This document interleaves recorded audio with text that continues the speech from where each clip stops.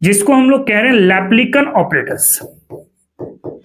लैप्लिकन operators, Hamilton operator is equal to energy. मतलब यहां पे एनर्जी क्या होगा बच्चों, कितने स्टेप, 1 2 3 4 स्टेप, यानी टोटल क्वांटम नंबर कितने हो जाएंगे, 4 ले लो या 2 ले लो, 3 ले लो, 4 ले लो, इस तरीके से आप आगे जहां तक जाना चाहो। आपने उसको P बोला तो नया क्या आया, 2 आ गया ना। तो जब L की वैल्यू 2 निकल करके आई, देखो अगर 2 है तो L की जगह पर 2 रखो, 2 इंटू 2 प्लस 1 h अपॉन 2 पाई। एंगुलर नोड हमेशा आपको L के बराबर मिलेगा और रेडियल नोड हमेशा एक ऐसा और दूसरा ऐसा। ये आपका सही है, ये ऐसा होगा, मतलब क्लॉकवाइज ऐसा, एंटी क्लॉकवाइज ऐसा। मुथल क्वांटम नंबर, ठीक है, इसको एक्सप्लेन किया सोमरफेल्ड ने।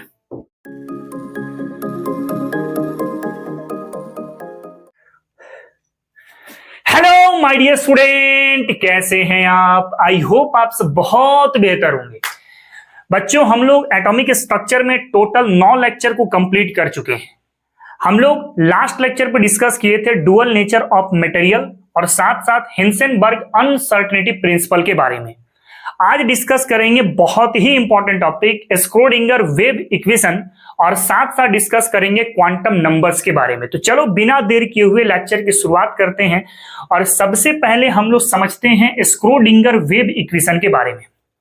देखो, वैसे तो स्क्रोडिंगर वेव इक्वेशन आपको हायर क्लासेस में काफी डीप में पढ़ना है, ये आपका क्वांटम मैकेनिक्स का पार्ट है, लेकिन जेईई मेंस एडवांस और नीट में भी यहां से छोटे छोटे सवाल पूछ लिए जाते हैं।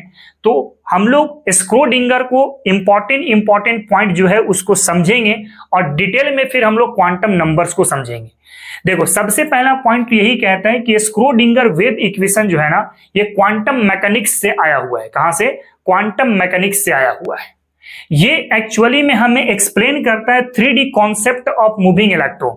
जो इलेक्ट्रॉन मूव करते हैं ना, उसका 3 डायमेंशनल डायग्राम या 3 डायमेंशनल स्ट्रक्चर के बारे में हमें एक्सप्लेन करता है कि इलेक्ट्रॉन किस तरीके से आपका मूव करेगा। और इसके लिए स्क्रोडिंगर साहब ने एक इक्वेशन डेवलप किए हैं। इक्वेशन में क्या क्या चीजें हैं, जैसे एक है आपके पास वेव फंक्शन, एक है हमारे पास वेव फंक्शन जिसको आप चाहें तो एम्पलीट्यूड ऑफ वेव भी कह सकते हैं, एम्पलीट्यूड ऑफ वेव भी कह सकते हैं, ठीक है। दूसरा एम कंसीडर किया गया है मास ऑफ इलेक्ट्रॉन के लिए। मास ऑफ इलेक्ट्रॉन के लिए वैल्यू पता होना चाहिए आपको, कितना? 9.1 इंटू 10⁻31 kg। फिर एक कंसीडर किया गया है एच प्लैंक्स कांस्टेंट। कितना होता है प्लैंक्स कांस्टेंट? कितना होता है? अरे बोल भी दो, कितना होता है? 6.6 इंटू 10⁻34 जूल सेकेंड। फिर एक कंसीडर किया गया capital E for total energy of electron, total energy of electron, और एक कंसीडर किया गया कैपिटल भी जिसको बोला जाता है potential energy of electron, potential energy of electron. इन सब को मिला करके स्क्रोडिंगर के द्वारा एक इक्वेशन लिखा गया है। इक्वेशन क्या है? Wave function upon X square plus del wave upon Y square plus del wave function upon Z square plus 8 pi square M upon H square into E minus भी wave function is equal to 0। ये equation दिया गया है Schrödinger के द्वारा। ये equation आपको higher classes में ड्राइव करके दिखाना होगा किस तरीके से इसकी डेरिवेशन होगी, लेकिन यहां पे हम लोग को ज्यादा डिटेल में नहीं समझना है, बस कुछ कुछ इंपॉर्टेंट पॉइंट है जो आपको समझते हुए चलना है। यही इक्वेशंस को हम लोग थोड़ा सा छोटे फॉर्म में माइंड में रखेंगे। कैसे? ऑपरेटर की मदद से। यहां पर एक ऑपरेटर कंसीडर किया जाएगा जिसको हम लोग कह रहे हैं लैप्लिकन ऑपरेटर्स, लैप्लिकियन ऑपरेटर्स।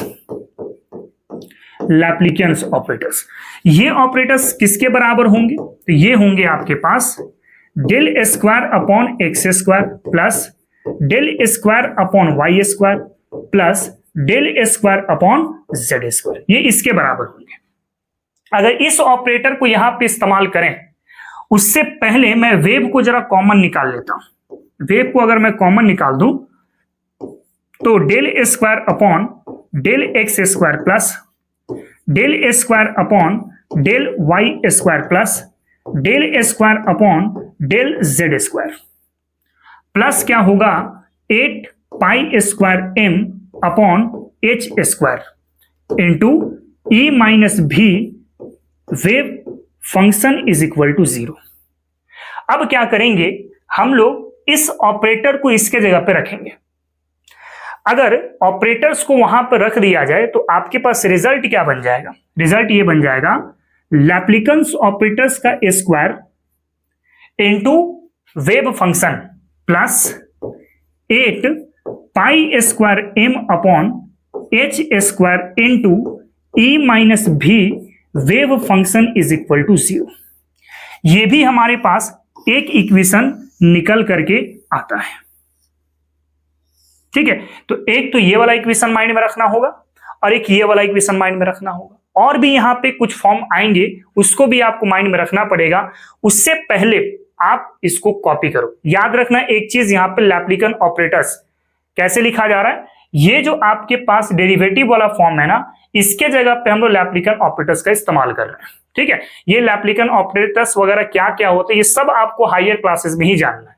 बस यहां पर नाम समझ लो कि लैप्लिकियन ऑपरेटर्स हम लोग किस जगह पे इस्तेमाल कर रहे हैं। ठीक है, इसको पहले कॉपी किया जाए।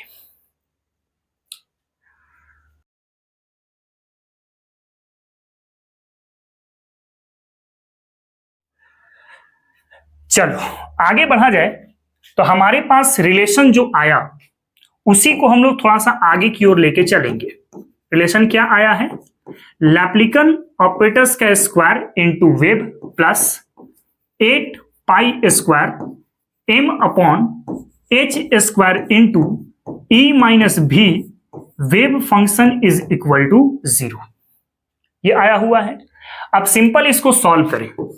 लैप्लिकियन ऑपरेटर्स का square into wave plus 8 pi square M upon H square into E, और वेव फंक्शन ई से भी मल्टीप्लाई होगा, और ये भी कॉमन का पार्ट, ये भी कॉमन का पार्ट है, minus 8 pi square M upon H square into V and wave function is equal to 0। Now अब क्या करना है आपको? Multiply by H square upon 8 pi square M on both side, दोनों साइड मल्टीप्लाई करना है। तो मल्टीप्लाई करें जरा, इधर मल्टीप्लाई करो तो क्या होगा?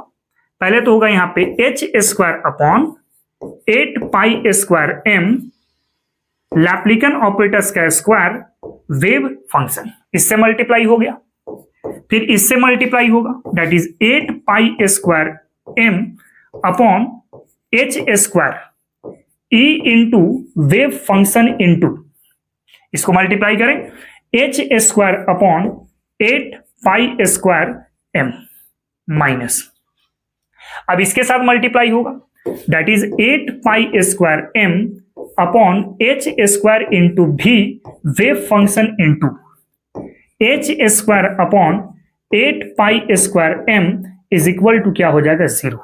अब देखो क्या क्या कट रहा है आपका, ये और ये कैंसिल आउट हुआ, ये और ये कैंसिल आउट हुआ, ये और ये कैंसिल आउट हुआ, ये और ये आपका कैंसिल आउट हुआ। रिजल्ट क्या मिल गया? रिजल्ट ये मिला H square upon 8 pi square M Laplacian operators का स्क्वायर एंड वेव फंक्शन, ये हो गया। यहां से बच गया आपके पास e into wave function minus V into wave function is equal to 0। आप देख सकते हो। अब हमें क्या करना है? अब हमें क्या करना है कि ये जो e वेव फंक्शन है इसको इधर ले आओ, तो प्लस से माइनस चला जाएगा। देखें जरा, तो इसको अगर मैं इधर लेकर के आऊं तो ये प्लस से माइनस चले जाएंगे ना, प्लस से माइनस चले जाएंगे, तो क्या रिजल्ट बनेगा, ये हो जाएगा आपके पास H square upon 8 pi square M laplacian operators का स्क्वायर एंड वेव फंक्शन। ठीक है, इसको उठा के इधर करना है, मतलब माइनस भी wave function is equal to क्या होगा, माइनस ई वेव फंक्शन, ऐसा होगा। नाउ ई में जो नेगेटिव है इसको मैं कॉमन लेके चल लेता हूं, या फिर नेगेटिव नेगेटिव दोनों तरफ मल्टीप्लाई कर लेता हूं, तो इसको ऐसा लिख सकते हैं हम लोग, minus H square upon 8 pi square M laplacian operators का square psi, minus V psi is equal to हो जाएगा माइनस माइनस हो जाएगा प्लस, एक माइनस माइनस दोनों तरफ लिए है ना, तो ई एंड वेव फंक्शन हो जाएगा। ना इसको अगर सॉल्व करें तो होगा minus H square upon 8 pi square M laplacian operators का square wave function, minus minus हो गया है plus, V and wave function is equal to E wave function. अब यहां पे वेव फंक्शन को जरा कॉमन निकालें, तो वेव फंक्शन अगर कॉमन निकल जाए तो ये होगा minus H square upon 8 pi square M laplacian operators का square plus V is equal to क्या हो जाएगा, ई इंटू वेव फंक्शन। अब इसके जगह पे एक और ऑपरेटर का इस्तेमाल करेंगे, हैमिल्टनियन ऑपरेटर। ऑपरेटर का नाम होगा Hamiltonian, H cap, this is a Hamiltonian operator. अगर इसका इस्तेमाल करें, H cap is equal to minus H square upon 8 pi square M laplacian operators का स्क्वायर प्लस भी, इसके जगह पर है ना, तो रिजल्ट क्या बन जाएगा, रिजल्ट बन जाएगा आपके पास Hamiltonian operator is equal to energy. मतलब यहां पे एनर्जी क्या होगा बच्चों, क्वांटाइज होगा, एनर्जी क्या होगा, क्वांटाइज होगा। तो कुछ यहाँ पे ऑपरेटर्स का नाम है वो माइंड में रखना, थोड़ा सा एग्जाम में पूछा जाता है।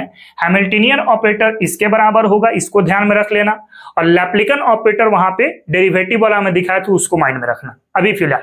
और इसके कुछ फीचर्स है उसको हम लोग देखेंगे, उससे पहले इसको कॉपी कर लो, ठीक है।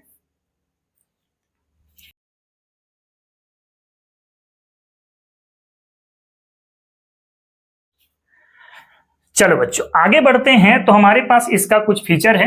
पहला फीचर कहता है the it state that the energy of electron in an atom is quantize. अभी हमने जस्ट आपको बोला कि इस इक्वेशन के माध्यम से हम लोग ये कह सकते हैं कि एनर्जी ऑफ इलेक्ट्रॉन क्या होगा, क्वांटाइज होगा। क्या होगा, क्वांटाइज होगा। इसके बाद एक रूल ये भी कहता है कि ये जो स्क्रोडिंगर वेव इक्वेशन ये हमें एक्सप्लेन करता है कि इलेक्ट्रॉन न्यूक्लियस के चारों तरफ किस तरह रिवॉल्व करेगा।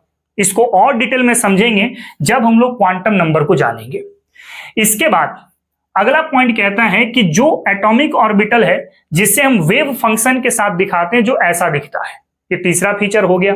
और चौथा फीचर कहता है the probability of finding electron at a point within an atom is proportional to the square of the wave function at the point.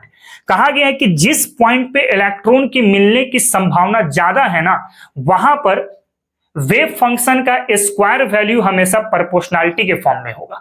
तो ये चारों पॉइंट ऐसे हैं जो स्क्रोडिंगर वेव इक्वेशन का सबसे इंपॉर्टेंट फीचर बोला जाता है, और यही चारों पॉइंट आपके डायरेक्ट क्वेश्चन में पूछ लिए जाते हैं। पहला पॉइंट क्या मैंने बताया कि इसके अकॉर्डिंग एनर्जी आपका इलेक्ट्रॉन का क्वांटाइज होगा, और ये जो इक्वेशन है, ये जो आपका लॉ है या स्क्रोडिंगर वेव इक्वेशन है, ये इलेक्ट्रॉन के 3 डायमेंशनल मोशन के बारे में एक्सप्लेन करेगा। यानी इलेक्ट्रॉन न्यूक्लियस के चारों तरफ किस तरह से रिवॉल्व कर रहा है इसको एक्सप्लेन करेगा। इसलिए मैं लिखा हूं सेकंड पॉइंट पे, it explain the probability of finding electron around the nucleus. कैसे रिवॉल्व कर रहा है, कहां रिवॉल्व कर रहा है, वो सारी चर्चा हम लोग स्क्रोडिंगर वेव इक्वेशन के माध्यम से सीखते हैं। ठीक है। इसके बाद एटॉमिक ऑर्बिटल को हम लोग हमेशा वेव फंक्शन के साथ दिखाएंगे जो ऐसा दिखाई देगा, और जहां पे इलेक्ट्रॉन की मिलने की संभावना ज्यादा होगी वहां पर वेव फंक्शन आपका स्क्वायर का डायरेक्टली प्रोपोर्शनल होगा। ये पॉइंट को आप माइंड में रखना। और स्क्रोडिंगर के बाद हम लोग को जो समझना है वो है क्वांटम नंबर्स। क्वांटम नंबर समझेंगे आपको पूरा इलेक्ट्रॉन की एग्जैक्ट लोकेशन वगैरह सब कुछ समझ में आने लगेगा। उससे पहले इसके फीचर को देखो, उसके बाद डिस्कस करते हैं हम लोग क्वांटम नंबर्स। ठीक है,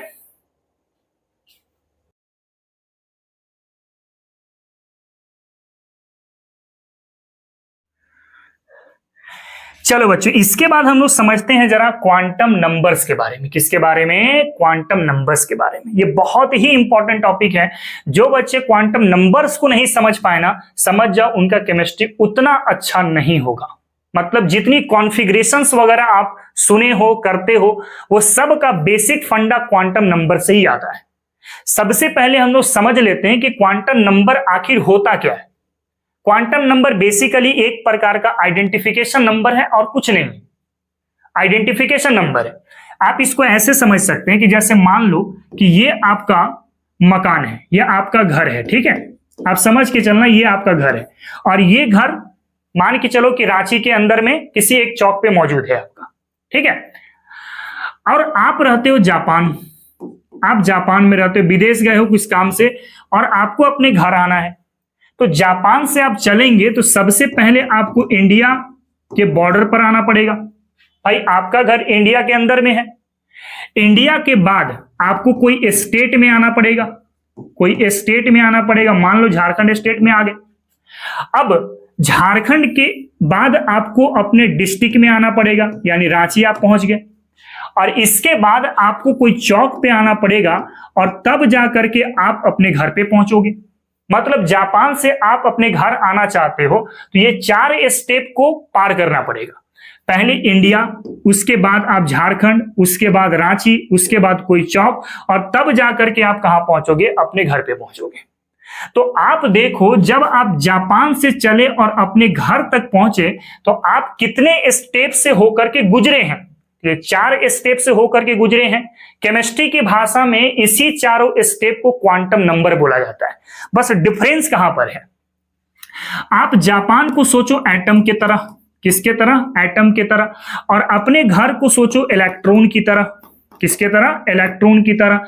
तो जापान से जिस तरीके से अपने घर आने में 4 स्टेप आपने पार किया, उसी तरीके से एटम के अंदर इलेक्ट्रॉन तक पहुंचने के लिए 4 स्टेप से होके गुजरना पड़ता है। और उन्हीं स्टेप को, उन्हीं आइडेंटिफिकेशन नंबर को हम लोग क्वांटम नंबर के नाम से जानते हैं। अब ये चारों नाम क्या क्या होंगे? इंडिया रिप्लेस हो जाएगा प्रिंसिपल क्वांटम नंबर से, झारखंड रिप्लेस हो जाएगा एजीमुथल क्वांटम नंबर से, रांची रिप्लेस हो जाएगा मैग्नेटिक क्वांटम नंबर से, और चौक रिप्लेस हो जाएगा स्पिन क्वांटम नंबर से। तो ये चारों स्टेप जब आप क्रॉस कर जाओगे तब आप अपने घर पे पहुंच जाओगे। तो आप इसको डिफाइन कैसे कर सकते हैं कि एटम के अंदर एग्जैक्ट लोकेशन इलेक्ट्रॉन का पता करने के लिए 4 आइडेंटिफिकेशन नंबर, 4 आइडेंटिफिकेशन नंबर की जरूरत पड़ती है। उन्हीं नंबर को हम क्या नाम देते हैं? क्वांटम नंबर नाम देते हैं। क्या नाम देते हैं? क्वांटम नंबर नाम देते हैं। तो पहला पॉइंट मैं लिख रहा हूं, to finding the exact location of electron within an atom, 4 identification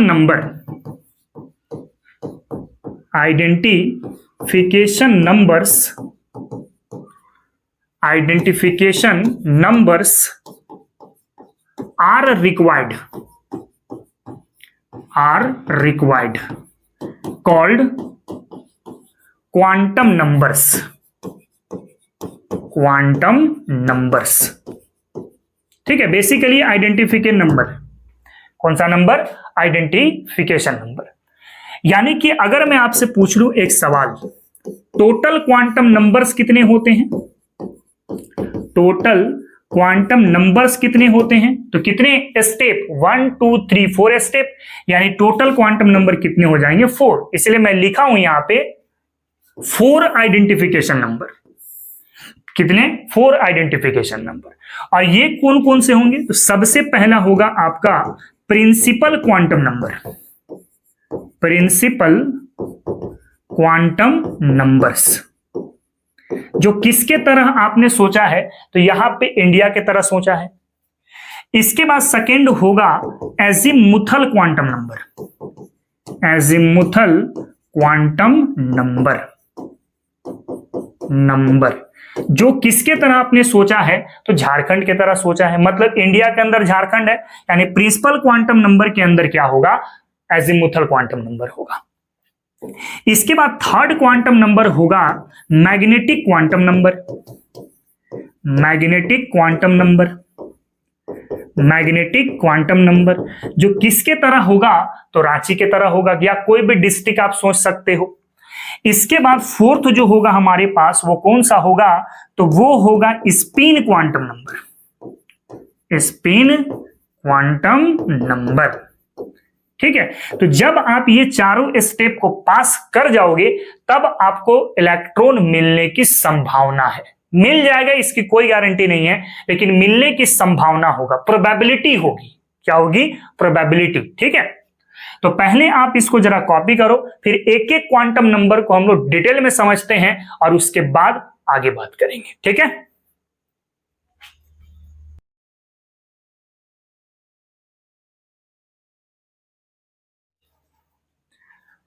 चलो बढ़ते हैं हम लोग, समझते हैं सबसे पहले प्रिंसिपल क्वांटम नंबर। देखो प्रिंसिपल क्वांटम नंबर क्या है, इट एक्सप्लेन या इट रिप्रेजेंट कर दो, इट रिप्रेजेंट्स द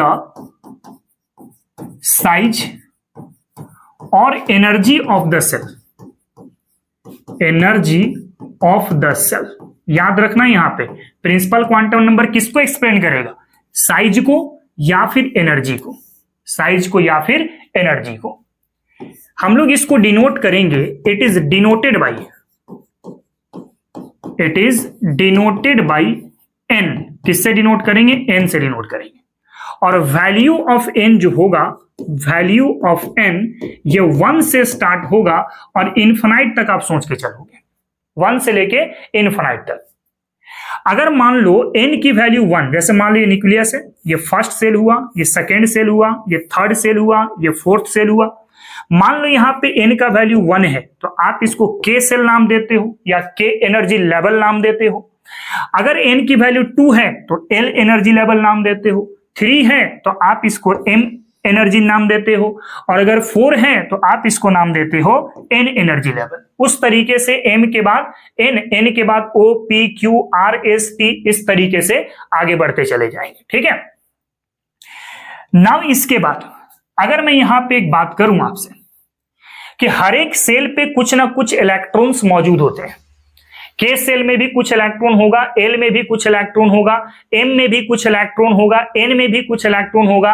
तो किस सेल में कितना इलेक्ट्रॉन होगा उसको हम लोग कैसे पता करेंगे, तो यहां पे लिख सकते हैं maximum number of electron, maximum number of electron in each shell. एक एक सेल पे इलेक्ट्रॉन भरने का तरीका होगा 2n²। कितना होगा, 2n²। और ऑर्बिटल भी यहां पे कभी कभी पूछा जाता है, maximum number of orbitals, maximum number of orbitals, orbitals ये कितना होगा, तो जितना इलेक्ट्रॉन होगा ना उसी का ठीक आधा कर देना। मतलब 2n² इलेक्ट्रॉन था, इसका आधा कर देंगे तो n² मिल जाएगा। मतलब ये ऑर्बिटल्स आपको पता चल जाएगा।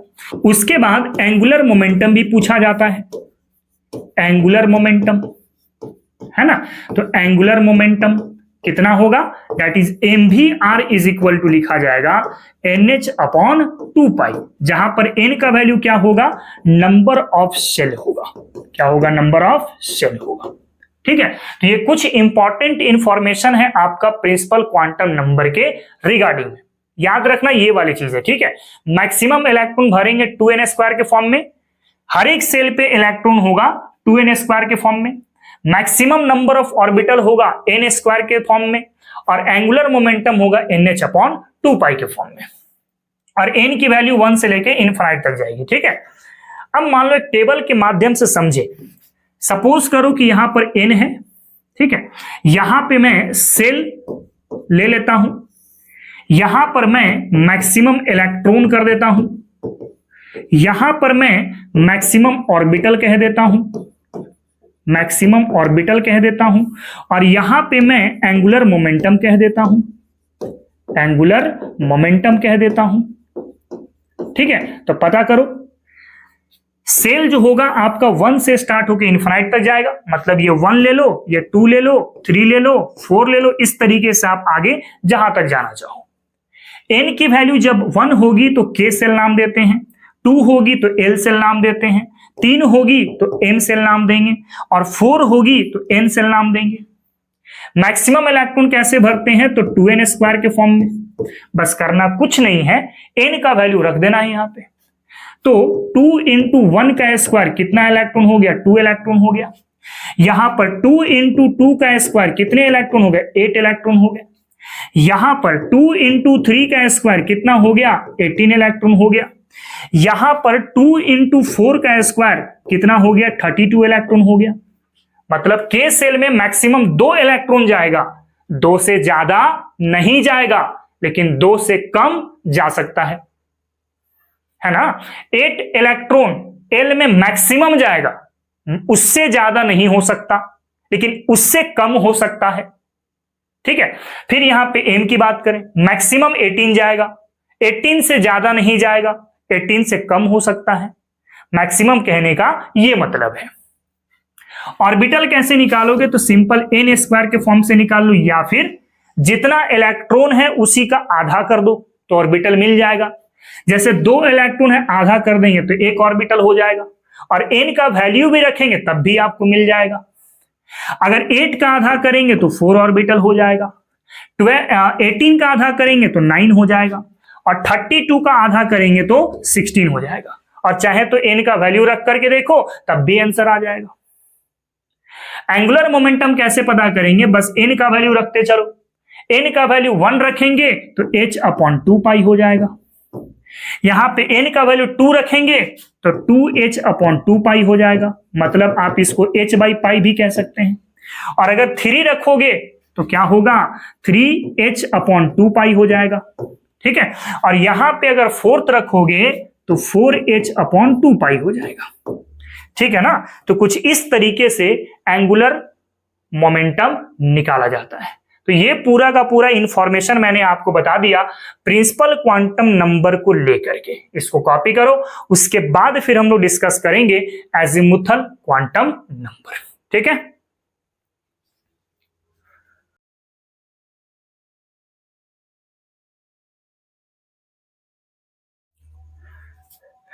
चलो आगे बढ़ते हैं। तो नेक्स्ट है हमारे पास एजीमुथल क्वांटम नंबर। ठीक है, एजीमुथल क्वांटम नंबर क्या है, it represents the shape of subcell, shape of subcell। ये सब सेल के शेप के बारे में बताएगा। अब सवाल ये आता है सब सेल क्या है। देखो यहां पे ये एक्सप्लेन किया था सेल के बारे में, किसके बारे में, सेल के बारे में, और ये एक्सप्लेन करेगा सब सेल के बारे में।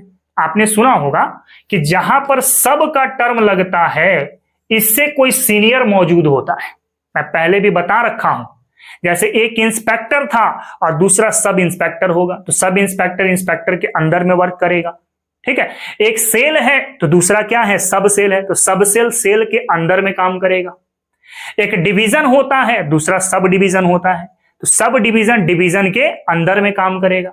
मतलब ये सब सेल कहने का मतलब है कि ये सेल से छोटा है, सेल से क्या है, छोटा है, मतलब सेल के अंदर में ये मौजूद होगा। तो ये एजीमुथल क्वांटम नंबर सब सेल का शेप बताएगा। इसको डिनोट किससे करेंगे, it is denoted by L. किससे डिनोट करेंगे, एल से। ठीक है, और वैल्यू ऑफ एल जो होगा, वैल्यू ऑफ एल ये 0 से स्टार्ट होगा और n-1 पे जाके खत्म होगा। ये n वही है जो आपने प्रिंसिपल क्वांटम नंबर में पढ़े हैं। ठीक है, मान लो कि n का वैल्यू आपने 1 लिया। किस सेल की बात कर रहे हैं? k सेल की बात कर रहे हैं। n 1 मतलब k सेल हो गया। और l यहां पे देखोगे ना तो l कितना हो जाएगा? 0 से लेकर के n-1 तक, यानी 0 से लेकर के 1-1 तक, यानी 0 से लेकर के 0 तक। यानी जब n की वैल्यू 1 होगी तो l की वैल्यू हमेशा क्या मिलेगी? 0। और जब l की वैल्यू 0 होती है ना तो इसको कहते हैं हम लोग s सबसेल। क्या बोलते हैं? s सबसेल बोलते हैं। और अगर आप इसका शेप पता करो, अगर आप इसका शेप पता करो तो इसका शेप होता है बाबू स्फेरिकल। कैसा होता है? स्फेरिकल होता है, स्फेरिकल। ठीक है, नाउ इसके बाद हम लोग डिस्कस करें, जब n की वैल्यू 2 हो जाए, n की वैल्यू 2 हो जाए, जब n की वैल्यू 2 हो जाएगी तो इसको हम लोग l सेल नाम देंगे। कौन सा सेल? l सेल नाम देंगे। और यहां पे l जो होगा वो 0 से लेकर के n-1 तक होता है, यानी 0 से लेकर के n कितना लेके चलना है? देखो 2 लेके चलना है। कितना लेके चलना है? 2 लेके चलना है, यानी 2-1 हो जाएगा। यानी 0 से लेकर के कहां तक हो जाएगा? 1 तक हो जाएगा। यानी 0 होगा और क्या होगा? 1 होगा। भाई l जब 0 था, s आपने कह दिया। जब l 1 आएगा, जब l 1 आएगा तो आपको बोलना पड़ेगा p सबसेल। क्या बोलना पड़ेगा? p सबसेल बोलना पड़ेगा। और इसका जो शेप निकल करके आता है वो होता है डंबल। क्या होता है? डंबल। और डंबल कैसा होता है? ऐसा होता है। ये हो गया आपके पास डंबल। ठीक है, नाउ इसके बाद अगर n का वैल्यू 3 निकल करके आ जाए तो हम लोग कौन सा सेल बोलेंगे? m सेल बोलेंगे, m सेल बोलेंगे। ठीक है, और l की बात करोगे ना तो 0 से लेकर के n-1 तक हो जाएगा, यानी कि 0 से लेकर के 3-1 तक हो जाएगा, यानी 0 से लेकर के 2 तक हो जाएगा, यानी 0 होगा, 1 होगा और 2 होगा। जब देखो l 0 था तो आपने s कहा था, l जब 1 हुआ तो आपने उसको p बोला, तो नया क्या आया? 2 आ गया ना। तो जब l की वैल्यू 2 निकल करके आएगी तो उसको हम लोग नाम देंगे d सबसेल। क्या नाम देंगे? d subshell. और इसका जो शेप निकल करके आएगा वो होगा डबल डंबल। डंबल तो होगा लेकिन केगो? 2 गो। केगो? 2 गो। एक डंबल ले लो सर ऐसे और एक डंबल ले लो सर ऐसे, डबल डंबल हो गया। इसके बाद जब n इक्वल टू आप 4 सोचेंगे तो ये कहलाएगा n सेल। क्या कहलाएगा? n सेल कहलाएगा। और l की बात करोगे तो ये 0 से लेकर के n-1 तक होता है, यानी 0 से लेकर के 4-1 तक होगा, यानी 0 से लेकर के 3 तक होगा, यानी 0 होगा, 1 होगा, 2 होगा और 3 होगा। देखो जब आपने 0 बोला था l का वैल्यू, तब आपने बोला s सबसेल, 1 के लिए बोला p, 2 के लिए बोला d। नया क्या आ गया? 3 आ गया ना, तो नया 3 आ गया। तो 3 के लिए हम लोग टर्म देते हैं f सबसेल। क्या नाम देते हैं? f subshell. और इसका जो शेप निकल करके आता है ये शेप हो जाता है कॉम्प्लेक्स। कैसा हो जाता है? कॉम्प्लेक्स, मतलब जटिल। इसका शेप आप प्रिडिक्ट नहीं कर पाओगे। ठीक है, तो पहले जरा इसको कॉपी करो, उसके बाद फिर इसके बारे में थोड़ा सा और हम लोग चर्चा करेंगे। ठीक है,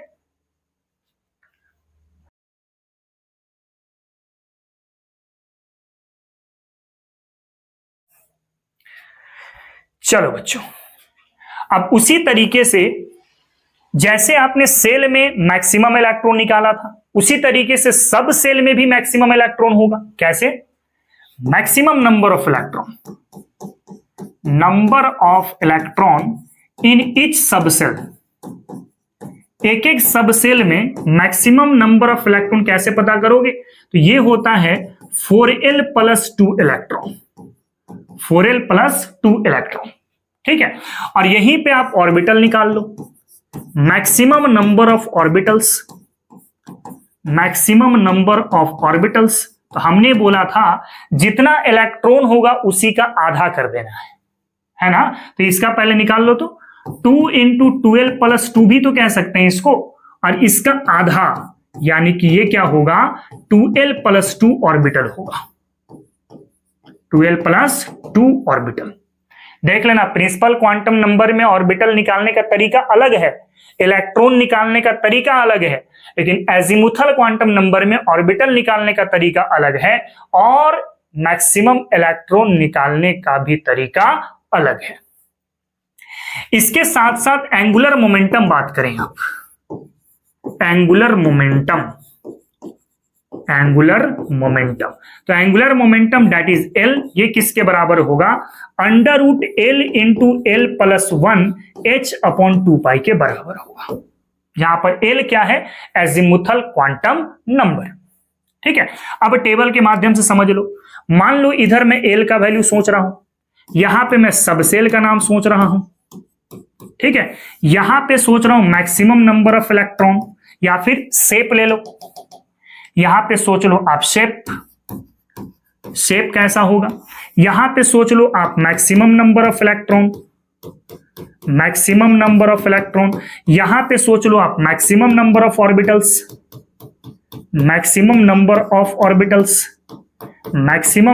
ऑर्बिटल्स, और यहां पे सोच लो आप एंगुलर मोमेंटम।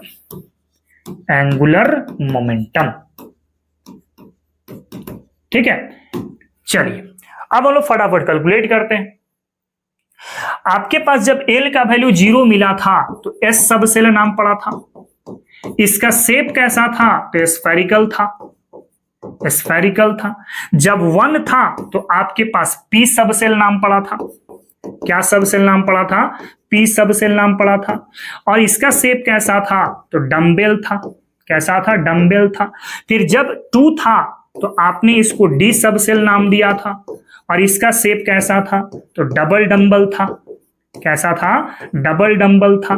फिर जब आपने 3 लिया तो आपने इसको F सबसेल बोला, इसका शेप क्या मिला था तो कॉम्प्लेक्स मिला था।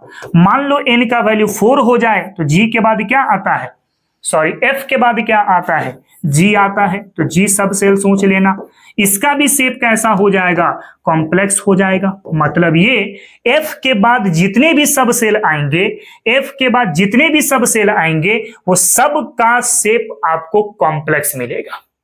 कैसा मिलेगा कॉम्प्लेक्स मिलेगा। ठीक है, तो ये 4 का शेप याद रखना, एग्जाम में डायरेक्ट पूछता है। ठीक है ना, मैक्सिमम नंबर ऑफ इलेक्ट्रॉन पता करें, बस करना कुछ नहीं है, L का वैल्यू रखो यहां पे, तो 4 इंटू 0+2 वैल्यू कितना मिलेगा 2 इलेक्ट्रॉन। ठीक है, फिर यहां पे L के जगह पे 1 लेके चलो, तो 4 इंटू 1+2 यानी 6 इलेक्ट्रॉन हो जाएगा। फिर आप 2 लेके चलो तो 4 इंटू 2+2 यानी 10 इलेक्ट्रॉन हो गया। फिर आप 3 लेके चलो तो 4 इंटू 3+2 कितना 14 इलेक्ट्रॉन हो गया। फिर आप 4 लेके चलो तो 4 इंटू 4+2 कितना हो जाएगा 18 इलेक्ट्रॉन हो जाएगा। इस तरीके से मैक्सिमम इलेक्ट्रॉन निकाल सकते हैं इस वाले फॉर्मूले का इस्तेमाल करके, और जितना इलेक्ट्रॉन मिला इसी का आधा कर दोगे तो मैक्सिमम ऑर्बिटल मिल जाएगा। मतलब 2 का आधा 1 ऑर्बिटल, 6 का आधा 3 ऑर्बिटल, 10 का आधा 5 ऑर्बिटल, 14 का आधा 7 ऑर्बिटल और 18 का आधा 9 ऑर्बिटल। आसान है। मैक्सिमम एंगुलर मोमेंटम निकालो, बस L का वैल्यू पटकते जाओ। L हो गया 0+1 h/2π, भाई 0 से मल्टीप्लाई हुआ वैल्यू कितना मिलेगा 0 मिलेगा। अगर 1 लेके चलते हैं तो 1 इंटू 1+1 h/2π सॉल्व करके निकाल लेना, निकल जाएगा ना। फिर आगे देखो, अगर 2 है तो L के जगह पर 2 रखो, 2 इंटू 2+1 h/2π सॉल्व करके निकाल लेना। फिर आगे बढ़े तो यहां पे होगा √3 इंटू 3+1 h/2π सॉल्व करके निकाल लेना। L का वैल्यू 4 लिया है आपने तो यहां पे हो जाएगा √4 into 4+1 that is h/2π solve करके निकाल लेना, हो जाएगा। तो इस तरीके से हमारे पास एजीमुथल क्वांटम नंबर की कॉन्सेप्ट खत्म होती है। ठीक है, इसको जरा कॉपी करो। मैक्सिमम इलेक्ट्रॉन याद रखना कहां पर किसका कितना है, ठीक है ना, कॉपी करो। फिर आगे दो और क्वांटम नंबर है, उसको भी हम लोग समझते हैं। ठीक है,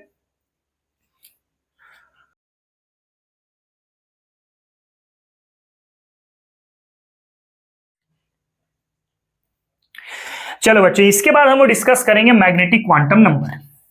देखो, मैग्नेटिक क्वांटम नंबर किसको रिप्रेजेंट करेगा? It represents the orientation of orbital, orientation of orbitals. ये ऑर्बिटल्स के बारे में बताएगा। अब ऑर्बिटल्स क्या है? ऑर्बिटल्स क्या है?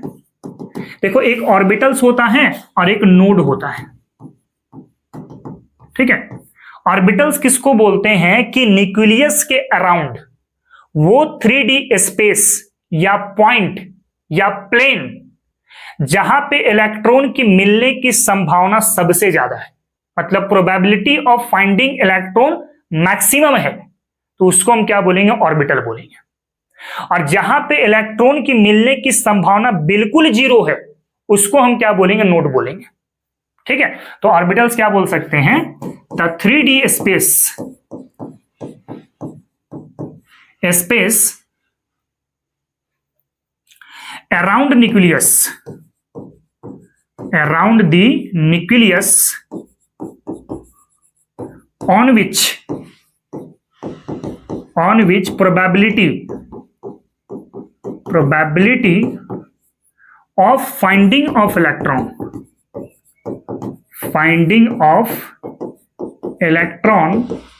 is maximum, called orbitals. जहां पे इलेक्ट्रॉन के मिलने की संभावना सबसे ज्यादा होगा, उसको क्या बोलेंगे? Orbitals.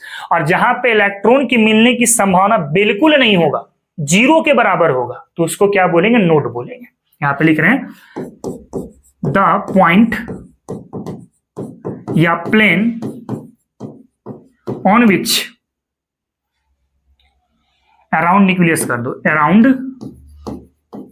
Nucleus on which probability of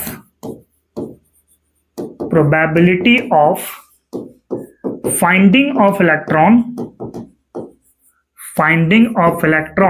is zero, called node। क्या है? नोड। ठीक है, अब नोड अगर है तो यहां पे कुछ चीजें आपको मैं समझा देता हूं। Nodal plain simple azimuthal quantum number के बराबर होगा, मतलब एल के बराबर होगा। ठीक है, फिर एक आएगा आपके पास टोटल नोड, ये हमेशा मिलेगा n-1। कितना मिलेगा? n-1। और नोड जो होता है ना, ये दो टाइप के होते हैं। कितने टाइप के? दो टाइप के। एक को बोलते हैं एंगुलर नोड, और एक को बोलते हैं रेडियल नोड।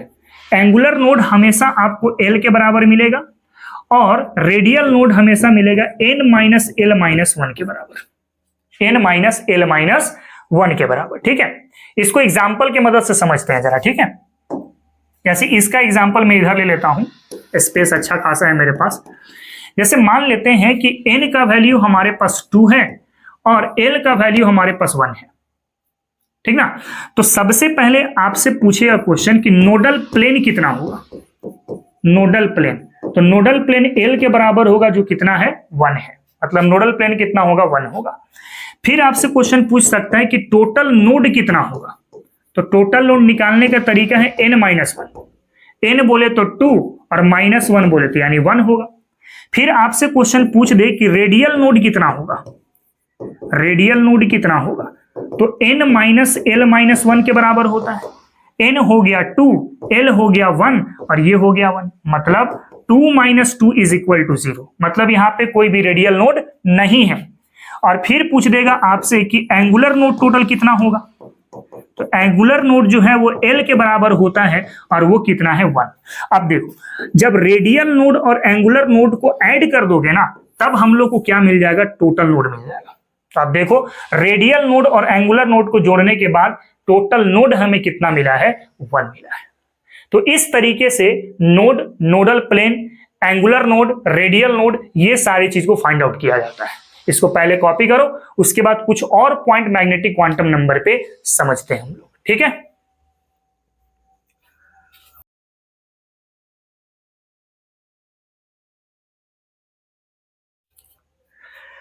चलो बच्चों आगे बढ़ते हैं।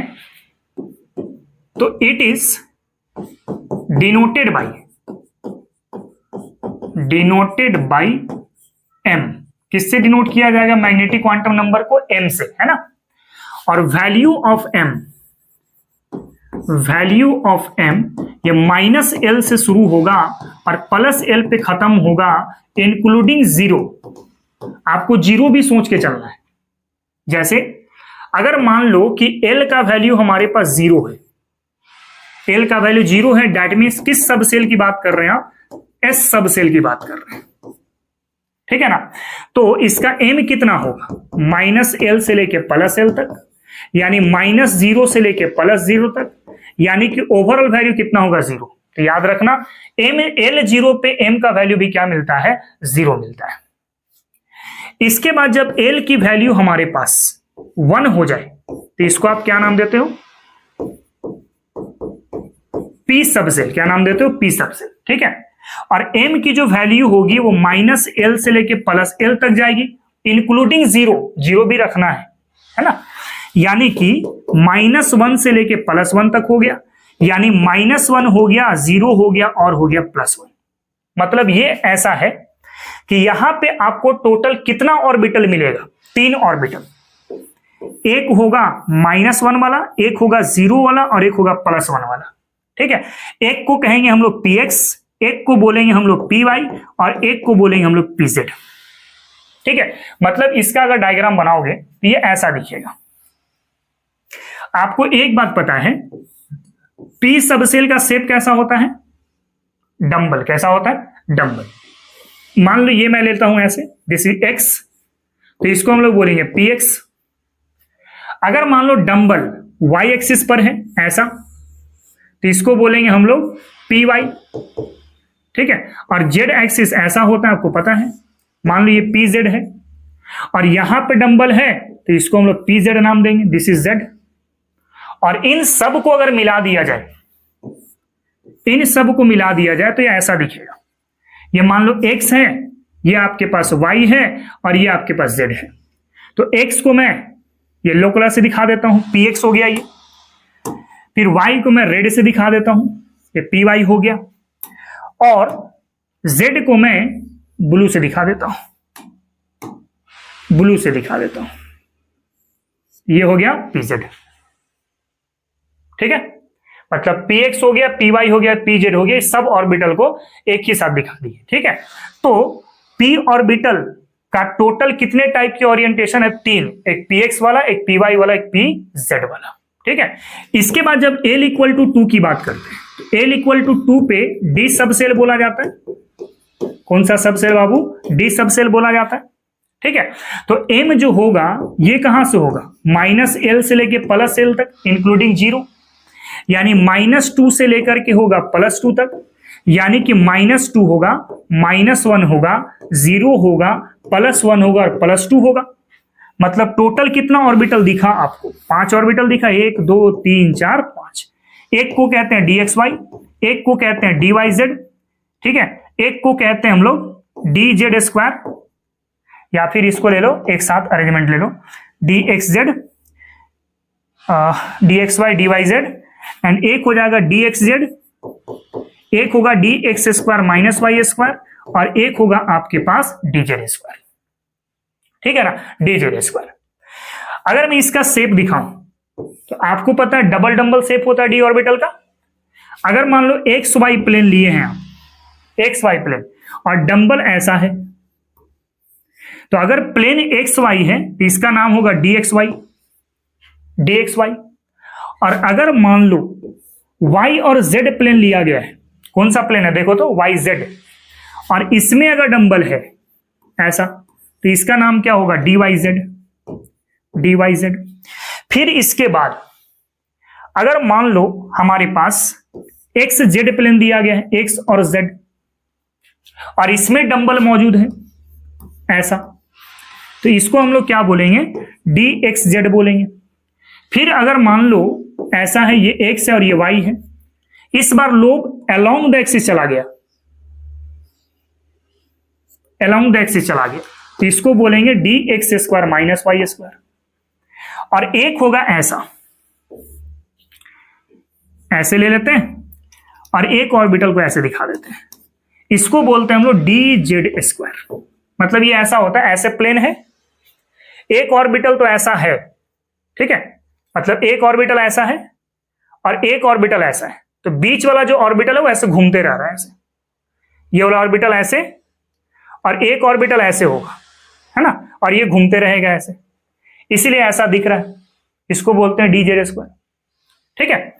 एक सवाल जो यहां से पूछा जाता है, सवाल ये पूछते हैं कि अगर आप यहां से लेकर के यहां तक की बात करो तो शेप आपको क्लियर कट डबल डंबल दिख रहा होगा, ठीक है, इसका डबल डंबल, इसका भी, इसका भी, इसका भी, लेकिन यहां पे डबल डंबल शेप आपको दिखाई नहीं दे रहा, ठीक है। एक और इंपॉर्टेंट सवाल यहां से पूछता है, देखो dxy और dx square minus y square दोनों आपका एक्स वाई प्लेन पे अवेलेबल है, बट यहां dxy में जो लोब है वो एक्स वाई एक्सिस के बीच में है, ठीक है, और dx square minus y square में अलोंग द एक्सिस है, मतलब इसमें लोब एक्सिस के ऊपर है और इसमें दो एक्सिस के बीच में है। मतलब आप कह सकते हैं कि ये वाला जो एंगल है वो कितना है, 45 डिग्री, ये वाला एंगल कितना है, 45 डिग्री है। तो आप कह सकते हैं कि इस वाले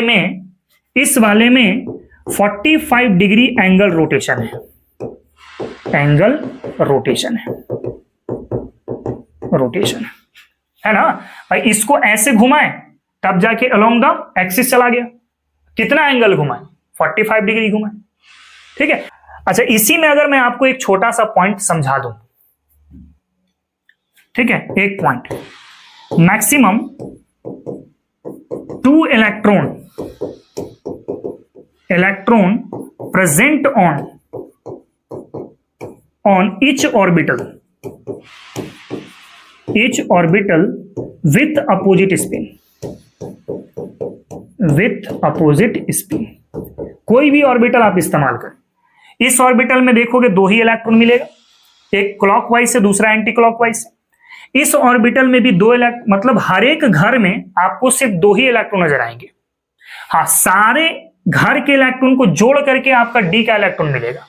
जैसे देखो, इसमें 2, 4, 6, 8, 10, तो डी में 10 इलेक्ट्रॉन जाता है, लेकिन एक ऑर्बिटल में मैक्सिमम कितना इलेक्ट्रॉन जाएगा, 2 इलेक्ट्रॉन, और दोनों का डायरेक्शन एक दूसरे से अपोजिट होगा, मतलब ऐसे, एक ऐसा और दूसरा ऐसा, ये आपका सही है।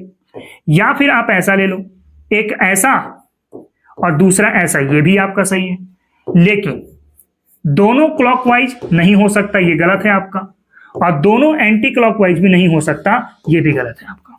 मतलब एक ऑर्बिटल में मैक्सिमम 2 इलेक्ट्रॉन जाएगा, एक क्लॉकवाइज से और दूसरा एंटी क्लॉकवाइज से। तो ये पूरा का पूरा इंफॉर्मेशन है आपका मैग्नेटिक क्वांटम नंबर के बारे में। इसको जरा कॉपी करो, और एक लास्ट क्वांटम नंबर उसको भी हम लोग डिस्कस करेंगे, स्पिन क्वांटम नंबर, ठीक है।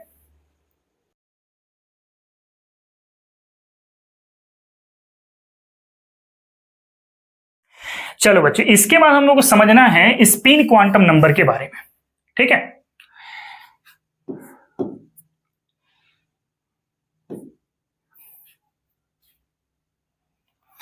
सबसे पहले इसकी बात करो, it represents the direction of electron, ये इलेक्ट्रॉन के डायरेक्शन के बारे में बताएगा, ये पहली चीज होगी, ठीक है, कि इलेक्ट्रॉन कैसे घूमेगा। डायरेक्शन का मतलब क्या होता है, उसकी दिशा कैसी होगी, वो कैसे घूमेगा।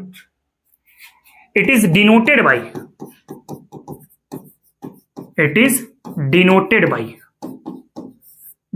बाई एस, किससे डिनोट करेंगे, एस से। और आप कहो there are 2 type of direction of electron, direction of electron. एक होगा आपके पास क्लॉकवाइज, एक क्लॉकवाइज डायरेक्शन में इलेक्ट्रॉन घूमेगा, और दूसरा होगा आपका anti clockwise, anti clockwise direction. Clockwise कैसे दिखाओगे? प्लस माइनस हाफ, ये ऐसा होगा, दिस इज क्लॉकवाइज। और एंटी क्लॉकवाइज कैसे दिखाओगे? माइनस प्लस हाफ, ये ऐसा होगा, मतलब क्लॉकवाइज ऐसा, एंटी क्लॉकवाइज ऐसा। ऑर्बिटल में आप क्लॉकवाइज को दिखाओगे ऐसे, ये ऑर्बिटल में, और एंटी क्लॉकवाइज में ऑर्बिटल में दिखाओगे ऐसे। ठीक है, ये आपका क्वांटम नंबर हो गया। ठीक ना। इसके बाद एक क्वेश्चन दिया गया है, अगर आप देखो, using SPDF notation describe the orbital with the following quantum number. देखो 4 क्वांटम नंबर होते हैं, उसको कैसे डिनोट किया जाता है या नोटेशन कैसा होता है? पहले प्रिंसिपल क्वांटम नंबर होता है, उसके बाद एजीमुथल, उसके बाद मैग्नेटिक, और उसके बाद स्पिन। ठीक है। एन क्या है? एन है principal quantum number, PQN, principal quantum number. ठीक है, इसको एक्सप्लेन किया था बोर्स ने, इसने एक्सप्लेन किया है बोर्स ने। और एल जो है आपके पास, this is a azimuthal quantum number. ठीक है, इसको एक्सप्लेन किया सोमरफेल्ड ने, सोमरफेल्ड ने। इसके बाद एम को हम लोग मैग्नेटिक क्वांटम नंबर बोलते हैं, और जिसे एक्सप्लेन किया गया था लैंडी के द्वारा, है ना।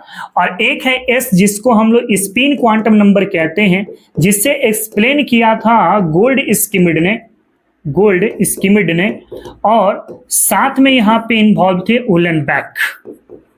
कौन थे? उलेनबैक। ठीक है, अब इसी नोटेशन का इस्तेमाल करके हमारे पास क्वेश्चन दिया गया है। कौन कौन सा नोटेशन में कैसे अरेंजमेंट करना है? पहले प्रिंसिपल क्वांटम नंबर को लिखना है, उसके बाद एजीमुथल क्वांटम नंबर को, उसके बाद मैग्नेटिक क्वांटम नंबर को, और उसके बाद स्पिन क्वांटम नंबर को। ठीक है, यहां पे क्वेश्चन है using SPDF notation describe the orbital with the following quantum number.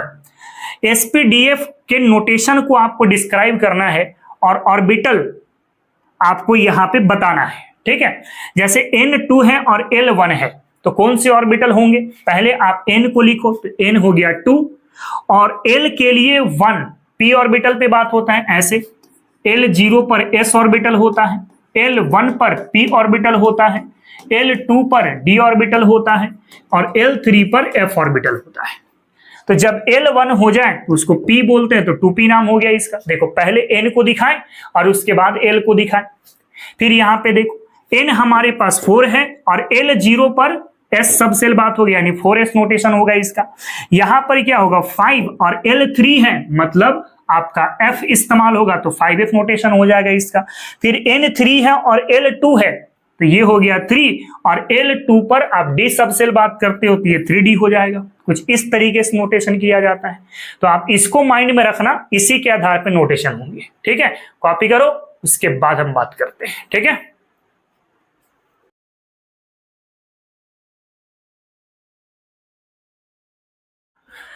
तो बच्चों आज के लेक्चर को हम लोग यहीं पे समाप्त करते हैं, और मिलेंगे फिर नेक्स्ट लेक्चर पर एक नए जोश के साथ, नए उमंग के साथ। आज के लिए इतना ही। जय हिंद, जय भारत और जय विज्ञान।